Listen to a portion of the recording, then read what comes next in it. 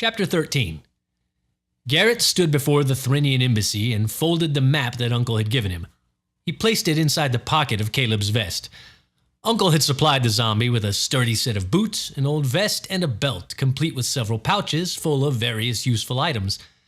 The zombie could almost pass for a living boy if you didn't look too closely at him. The high, windowless walls of the embassy towered above them, built of solid blocks of onyx stone, polished until the whole wall shone like a black mirror. The gate was set deep into a shadowy recess in the center of the wall. The mahogany door, paneled with blood-red amber, stood twice as tall as a man, but only a little wider than Garrett's shoulders. Hundreds of tiny hexagonal runes honeycombed the door's face, and an ebony ring hung at the end of a long red rope from a shadowy murder hole directly above. Garrett smoothed the front of his indigo silk robe and checked the fit of his black velvet gloves. He took the bouquet back from Caleb, who had carried it since leaving the manor house. He worked up his courage and pulled the bell rope. Garrett half expected to be showered with boiling oil or a bucket of spiders, but instead a low, mournful gong sounded from deep inside the walls of the embassy. He stepped back into the gray sunlight and waited. "I hope they're home," Garrett said. Caleb groaned and looked at him. A large black field locust buzzed down to rest on Caleb's forehead, and the zombie crossed his eyes to stare at it. "I hope it's not going to be another bug year," Garrett shuddered. "I hate those things." Caleb slowly reached up and clasped his hand over the huge bug. It buzzed as he pulled it away from his face to look at it. The zombie's lip curled in distaste, and he tossed it away with a stiff motion of his arm. Garrett looked at his zombie and smiled.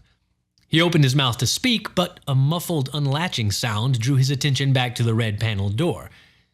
The door swung open with a dull scraping noise, leaving only a tall patch of inky darkness in the center of the glossy black wall. "Hello?" Garrett called out, taking a step toward the open doorway. "Who are you?" spoke the dry, thin voice of a man from somewhere within. "Make yourself known and your business with the ambassadors." "My name is Garrett, and I've come to speak with Marla Viranu. I'm a friend of hers." "What is your business with my lady?" I brought her some flowers." Silence answered, followed by a strange clicking sound. At last the man spoke again. "Are you a delivery boy?" "I'm a necromancer," Garrett said, straightening his back. "And I want to apologize to her for something." The man made a low hissing noise. "Come inside." Garrett hefted his bundle of flowers and stepped toward the doorway. "Come on, Caleb." "Your pet remains outside," the voice within hissed. "Oh," Garrett said. "Caleb, wait here until I get back." The zombie moaned and furrowed his brow. "I'll be all right, Caleb. Just wait over there." Garrett pointed to a spot beside the gate. Caleb's shoulders sagged as he slouched over to stand against the wall. Garrett nodded at him and stepped into the shadowy doorway of the Thrinian embassy. The amber-clad door creaked shut behind him, sealing out all traces of sunlight and leaving Garrett in total darkness. The blackness smelled of old, dry herbs. Garrett could hear a slight shuffling somewhere nearby and then a sniffing sound. He suddenly felt very cold. "Hello?" Garrett said. "Freelander, eh?" the vampire said. "Not many of you left now, are there?" "I guess," Garrett said, looking around, his eyes straining to see anything. The vampire sniffed again, closer now. "Burned. Badly burned." Garrett remained silent. "Ah," the vampire said, sounding surprised. "Where did you find those?" "Find what?" Garrett asked. "The flowers. I haven't smelled dusk bloom in many years." "I brought them from Marla," Garrett said. "Young Lady Viranu," the vampire whispered. "Yes, she will like those, I think." "I hope so," Garrett said. "I think I hurt her feelings yesterday, and I wanted to apologize." "It would be unwise to grieve the young lady," the vampire said, his voice low, almost a growl. "I didn't mean to, and I'm really sorry if I did," Garrett said. He wanted to ask the vampire to light a lamp, but was almost too afraid to see what the light might reveal. The vampire sniffed again. "Sorrow. and fear. Good. You have been warned. Remember that. The vampire suddenly drew a heavy black cloth from atop a glowing crystal orb set on a narrow pedestal. The room filled with a pale, shimmering light, revealing a tall, thin man dressed in black boots and trousers and a tailed coat. His face seemed too narrow and his jaw and ears a little too long. His skin shone ghostly white, and his bald head almost glowed in the light of the strange orb. The walls of the moderately sized entryway were of amber, carved into countless swirling runes of all sizes. The ebony pedestal on which the orb sat and an unused coat rack were the only furniture. The vampire gave a quick, bird-like tilt of his head and smiled. The sight of the vampire's long yellow teeth chilled Garrett to the core, but he did his best to hide his reaction. I will notify the young lady of your arrival, Master Garrett. Thank you, sir, Garrett said. The vampire inclined his head slightly, then turned, pressing his long-fingered hand against a certain rune on the wall. A section of the wall separated with a click and swung open on a concealed hinge. The vampire disappeared into the blackness beyond, and the secret door sealed seamlessly shut behind him. Garrett looked around. He could make out the shape of the front door amid the carved runes of the 6 walls, but no other obvious exits existed. He walked over to stand beside the strange crystal orb. The light within it seemed to ripple like water, and its colors shifted constantly. He reached hesitantly toward it, and it flared brightly, making him pull back. Gathering his courage again, he placed his hand on the cool crystal. The crystal glowed brighter still, its colors more vivid. As he held his hand against the stone, it grew warm, and, most curiously, images of wood and water flitted through his thoughts. For a moment he found himself drifting, bodiless, through a dream of a shadowy green forest and a silvery brook. It's a wisp light, Marla's voice spoke from behind him. I think it likes you. Marla! Garrett spun to face her. Hi! Marla wore a high-collared dress of burgundy silk that hung just below her knees, but left her arms bare beneath 2 black lace epaulettes. Delicate, beaded sandals graced her feet, and her black hair was tied back into a tight bun, save for 2 long strands that framed her face. Garrett forgot how to breathe.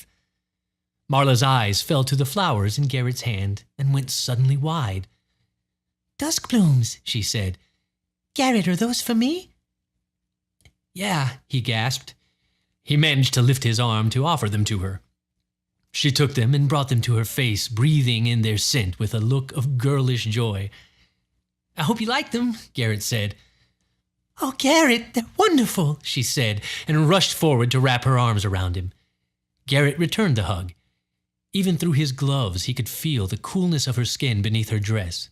He wondered if he hugged her long enough, would she grow warm? She stepped away, and he let her go, though it took all of his will to do it. Wherever did you find them? She asked. Garrett smiled and cleared his throat. Uncle found them for me at the market. I can't believe it, she said. I've never seen them for sale here. Thank you, thank you. Garrett nodded, and then his eyes fell. Marla, he said, I wanted to tell you I'm sorry about yesterday. I had a good time yesterday, she said. I mean, at the end, when Oh, she said, looking down. I wasn't trying to see your fangs, he said. Marla's hand lifted to her lips, and then she laughed. I like you, Marla, a lot, he said. I just don't want you to be mad at me. Oh, Garrett, she said, I'm not mad at you. I guess it was all kind of silly. Anyway, Warren shouldn't have said that. He was being a knob, Marla giggled. It's all right. Thanks for coming here to tell me, though. Yeah, he said, scuffling his boot on the thick black rug. I guess I just wanted to apologize. I hope we can go out again sometime. I'd love to, she said. Garrett smiled, tried to say something, and then just smiled again. I'm glad, he said at last. He looked around the amber room. I'm not really sure how to get out. You don't have to go, do you? She asked. No, he said a little too loudly. No, I can stay as long as you like. You want to see my room? She asked. Garrett nodded. Marla opened another panel in the wall, and Garrett followed her through into a long, shadowy hall. So, who was the guy at the door? Garrett whispered as they walked past carved ebony doors that ran along either side of the hallway. Oh, that was Clavicus, Marla said. He's a little strange, but very loyal. Oh, are there a lot of vampires here? Not as many at this time of year, she said. Why's that? The council is holding session back in Threnar for several months, so we have only a few low-ranking ambassadors and visitors staying at the embassy. This is our apartment, Marla said when they reached a black hexagonal door indistinguishable to Garrett's eyes from any of the others in the hallway. She rapped her knuckles lightly on the door and then turned the handle. The door swung open to reveal a large, well-lit parlor. A simple yet comfortable-looking divan set against the wall, squeezed between two enormous glass-windowed book cabinets. Hundreds of books and scrolls filled the shelves, all neatly sorted and arranged, not at all like Uncle Tingin's heaped stacks. Mother, Marla called. Yes, dear, Mrs. Veranu's voice answered from an adjoining room. We have a guest, Marla said. Marla's mother poked her head around the dividing wall with a look of childlike curiosity on her face. She flashed a toothy grin when she saw Garrett. Finally worked up the nerve to pay us a visit in our lair, eh? Mrs. Veranu asked. Look what he brought for us, Marla said, holding out the dusk bloom bouquet. Mrs. Veranu's eyes went wide. How did... She sprang to Marla's side with cat-like grace and inhaled the flower's scent. They were my father's favorite, Marla said. I didn't know that, Garrett said. I'm glad you like them. Like them, Mrs. Veranu said. Garrett, these are amazing. They don't grow around here. I'm guessing Tinchin had something to do with this? Yes, ma'am. Uncle found them for me.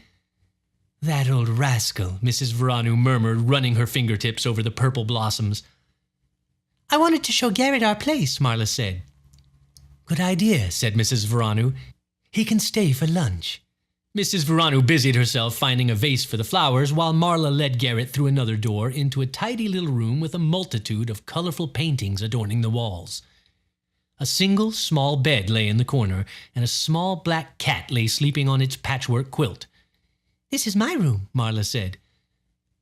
Are these real places? Garrett asked, looking at the paintings. Most of the scenes were of fantastic and vibrant landscapes. Some of them are places I've been, she answered, but most of them are only things I've dreamed about. You painted these? Garrett asked. Marla nodded.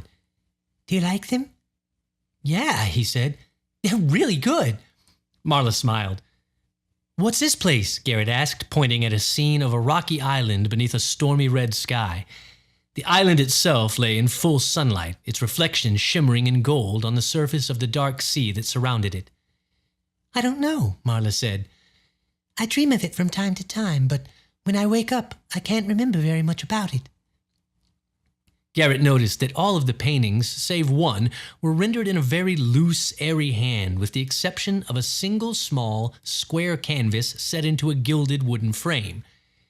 This was the collection's only portrait, and it had been painted by a master. The two people in the painting looked as though they might draw breath and speak at any moment. Their eyes shone, full of love, almost looking at one another, their faces yearning to smile through the forced formality of the pose. One of them was obviously Marla's mother. Garrett would have said that she looked younger in the painting, though she obviously hadn't aged. It was something about her eyes. The man's eyes glinted like honed steel, set in a scarred, leathery face. He had curly, iron-gray hair, and a black silk doublet stretched across his broad shoulders. A single scarlet rune lay embroidered above his heart. My father, Marla said. What does the rune mean? Garrett asked. Marla glanced toward the door and lowered her voice. It means drinker of sorrow. Marla's cat stretched its back and dug its claws into the frayed old quilt. Did you finally feel like waking up? Marla asked. The little black cat jumped down and crossed the floor to rub against Garrett's legs. He likes you, Marla said. Garrett, this is Lovecraft. Hello, Garrett said, stooping to stroke the cat with his gloved hand. Lovecraft answered with a low, rumbling purr, rubbing his ear against the toe of Garrett's boot. Garrett reached to scratch at his ear, and the cat suddenly turned and bit his finger. Ah! Garrett yanked his hand back as Lovecraft bounded away. The cat crouched beneath the corner of the bedquilt and watched him with large yellow eyes, tail swishing. Marla giggled. He likes to play, she said. Is that what he calls it? Garrett said, rubbing his finger with his thumb. What do you think? Marla asked. About what? My room, do you like it? Marla lifted her hands from her sides. Yeah, Garrett said. It's great. How's your fairy? She asked. Oh, good, I think, he said. She sings really beautiful songs, but I don't know what language she's singing in. The fairies speak Fae, she said. I know a little, but not much. I still wish there was something I could do for her if she won't eat food. Marla looked thoughtful for a moment. I have an idea, she said. Follow me. Garrett followed her back out of her bedroom. He cast one last reproachful glance at the cat, still glaring at him from the corner of the bed. Marla went to one of the bookcases in the parlor and searched the shelves for a minute. At last, she pulled a heavy tome from an upper shelf and handed it to Garrett. Try this, she said. Garrett cracked open the large leather-bound book to find hundreds of lushly illustrated pages filled with florid text written in an unfamiliar language. What is it? He asked. Fairy stories, she said. The language is Fae, but it has been transcribed phonetically into Glorin runes. What do I do with this? Read it to her, Marla said. But I don't know how to pronounce this stuff, he said. Marla shrugged. It's better to be entertained with a bad accent than not entertained at all. I guess so, he said, tucking the book under one arm. Thanks for loaning it to me. It's yours, she said. I gave up trying to learn Fae a long time ago. You gave up on learning something? Garrett laughed. Marla frowned. I read a lot, she said, but I only spend time on the things that really interest me. Well, thanks for the book. I appreciate your help. Marla leaned forward and gave him a quick hug. Thanks for being my friend, she said. Until I met you, I hardly knew anyone who was less than 100 years old. Really? Garrett asked. How old is your mom? 386, she said. How old are you? Marla frowned at him. I'm 15, Garrett, she said. Oh, sorry. Yeah. She smiled again. It's all right. I guess the whole vampire thing is still a little strange to you. Yeah, not bad strange, just I'm trying to learn everything I can, he said. Thanks. For what? For caring enough to learn about us, she said. Garrett smiled. The apartment door opened and Mrs. Veranu entered carrying a covered platter and a silver pitcher. Lunchtime, she said. She closed the door with her foot and set the platter down on a small table. Marla, have you been telling people my age again? Sorry, Marla said. I have excellent hearing, Mrs. Veranu whispered loudly, grinning at Garrett. She carried the silver pitcher through a side door into another room and returned a few moments later, holding a silver goblet in each hand. Marla found another chair to add to the two already beside the table and bade Garrett join them. He sat down, finding the platter set before him. Mrs. Veranu pulled away the red cloth covering it to reveal a small pile of fruit and berries, along with a single lump of brown oat bread. Thank you, Garrett said. He pulled off a handful of grapes and berries and then passed the plate to Marla. Those are for you, Garrett, Marla said with a smile. Mother and I don't eat that kind of food. Her eyes went to the silver cup on the table in front of her. Mrs. Veranu drank deeply from her own goblet, leaving her lips red for an instant before she cleaned them with a flick of her tongue. I brought that plate up for you from the pens. We keep a wide variety of animals down there, and they are quite well fed. Thanks, Garrett said, pulling the platter back. He laughed then, looking at it. What sort of animal eats bread? Marla glanced away as she raised her cup to her lips, and Mrs. Veranu only chuckled. Garrett did not pursue the issue. The bread proved very tasty, if a little dry. So how are your studies coming along in the black art of necromancy? Mrs. Veranu asked with mock gravity. Oh, Garrett said, I raised a zombie. I named him Caleb. I brought him along today to show you, but the doorman made him wait outside. Mrs. Veranu smiled. Clavicus takes his guard duties very seriously, she said. Well, you can bring your new zombie by the shop sometime. We'll be open again tomorrow. All right, Garrett said. I was going to stop by there this morning, but Uncle said you weren't there. Is today some sort of holiday? Mrs. Veranu gave a muffled snort. Not exactly, she said. We have guests from Thrinar who feel the need to call emergency councils all the time. Is everything all right? Garrett asked. Of course, Mrs. Veranu laughed. It's just that in Thrinar, everything is an emergency. They are kind enough to bring all the spare emergencies with them when they go visiting their outcast cousins. Oh, speaking of which, Mrs. Veranu continued, I have another emergency meeting in a few minutes. I'll need to speak with you when it's over, Marla. Do you think you can see Garrett off and meet me in the library in about an hour? Marla nodded, a worried look on her face. Nothing terrible, her mother said. I just asked the Moonwings about those riding lessons, and Kraus promised me an answer today. Marla's expression brightened considerably. She looked at Garrett with a manic smile and then back at her mother. Do you think they will let me? She asked. Mrs. Veranu grinned. Don't get too excited, she said. We don't have an answer yet, but Kraus is an old friend, and if he says no, it will only be out of concern for your safety. I'll be very careful, Marla said. I know that. You just have to make sure he knows that. Mrs. Veranu drained her cup and thumped the base of the empty goblet against the tablecloth. Well, time for me to go. See you tomorrow, Garrett. Garrett started to say goodbye, but the apartment door was already closing behind her. Marla finished her drink as well and then rose from her seat to gather up the 2 red-stained cups. Would you like to see the gaunt pins, Garrett? Sure. The stables beneath the vampire embassy stank of dried dung and the stale breath of nearly 50 monstrous beasts. Black wolves the size of oxen snapped and snarled at Garrett as Marla led him past their cages. A smaller hutch contained a trio of tiny foxes with blood-red fur and luminous green eyes. They flattened their oversized ears and hissed at the young necromancer. Messenger foxes, Marla said, leading him farther back into the windowless, stone-walled stables. Garrett recognized the creatures inside the cages at the back immediately as much larger versions of the baby creature he had seen in a back room of the pet shop. Gaunts, he said.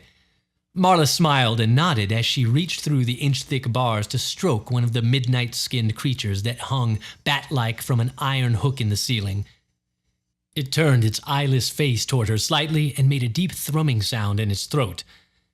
The gaunt held its leathery wings wrapped tightly around its body, but Garrett could tell that this, the smallest of the score of beasts hanging in the cage, was at least twice the size of a man. You want to ride one of these? Garrett asked. Yes, Marla said, her eyes still on the gaunt. I'd love to. Garrett lifted his hand and moved to reach through the bars. The gaunt suddenly let out a dreadful cat, cat, cat, and its short, bristly mane stood on end as it bared its long white teeth at him. The other gaunts rustled their wings and murmured restlessly.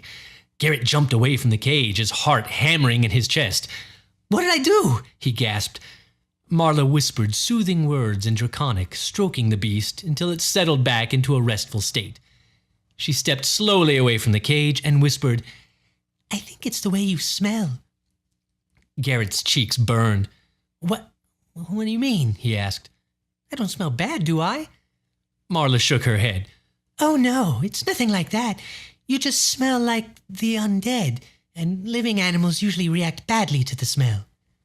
Oh, Garrett said. I guess that makes sense. Why don't they react that way to you then? What do you mean? I thought vampires were, undead too. Marla's eyes went hard. You think I'm like a zombie or something? She asked. No, he said, raising his hands. I just mean, you don't ever die, do you? Oh, she said, her expression softening. No, we don't age the same way humans do. I will grow up like a human girl, but once I'm grown, I won't really get visibly older. We do change a little over time after that, but we don't die of old age. We're still living creatures, though. I'm sorry, Garrett said. I didn't know how it worked. That's all right, she said. We don't go around explaining it to everyone we meet. Garrett laughed. So how will you change? What do you mean? You said that you would change a little over time after you grow up. Marla's cheeks went red and she looked away. Well, for one thing, She said, my teeth will get longer. Oh, Garrett said, I don't mind. I'm so glad. She said coolly. I just mean I like you no matter what, Garrett said, even if you wind up looking like that guy at the door. Marla's eyes went wide, but then she laughed. I'm never going to look like that, She said. Good, Garrett said with a relieved sigh. Marla stepped forward and took his hand. She held him by the wrist and gently tugged the glove from his fingers. He started to resist, but then allowed her to pull the glove off. She cradled his naked hand in her palm and stroked the pale burn scars with her cool fingertips. She then clasped his fingers between her hands and smiled at him. I like you too, Garrett. No matter what.